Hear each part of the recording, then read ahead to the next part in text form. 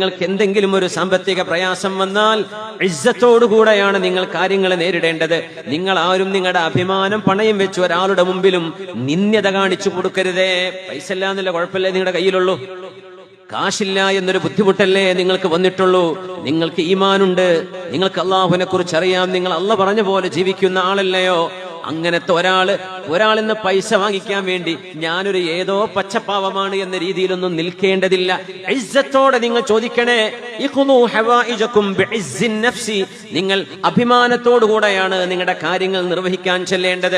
ഒരാളോട് ഒരു ഓഫീസിൽ ചെല്ലുന്നു, ഒരാളെ കാണുന്നു, ഒരാളോട് സംസാരിക്കുന്നു, നിങ്ങൾ ന്യായമായ കാര്യമല്ലേ ചോദിക്കുന്നത്, നിങ്ങളുടെ ഹക്കല്ലേ ചോദിക്കുന്നത്, അല്ലെങ്കിൽ നിങ്ങൾക്ക് വേണ്ട ഒരു സഹായമല്ലേ ചോദിക്കുന്നത്, അത് ഇസ്സത്തോടെ ചോദിക്കും. നിങ്ങൾ എന്ത് ചെയ്യരുത്, നിങ്ങൾ അങ്ങ് ആകെ കുഴഞ്ഞ് കുനിഞ്ഞ് ഇല്ലാണ്ടായി നിങ്ങളുടെ അഭിമാനം പണയം വെക്കരുത്. പുണ്യനബി പറയാ, റിസ്ഖൊക്കെ അല്ലാഹു രേഖപ്പെടുത്തി വെച്ചിട്ടുണ്ട്. ഒരു മനുഷ്യനെടുത്ത് നിന്ന് നിങ്ങൾക്ക് റിസ്ഖ് കിട്ടണോ, അല്ലാഹ് കണക്കാക്കിയിട്ടുണ്ടെങ്കിൽ ആ സബബിൽ കിട്ടിയിരിക്കും. ഇല്ലേ, കിട്ടൂല എങ്കിൽ പിന്നെ എന്തിനാ നിങ്ങൾ ഇല്ലാണ്ടാവുന്ന, എന്തിനാ നിങ്ങൾ ഇസ്സത്ത് പണയപ്പെടുത്തുന്നത്?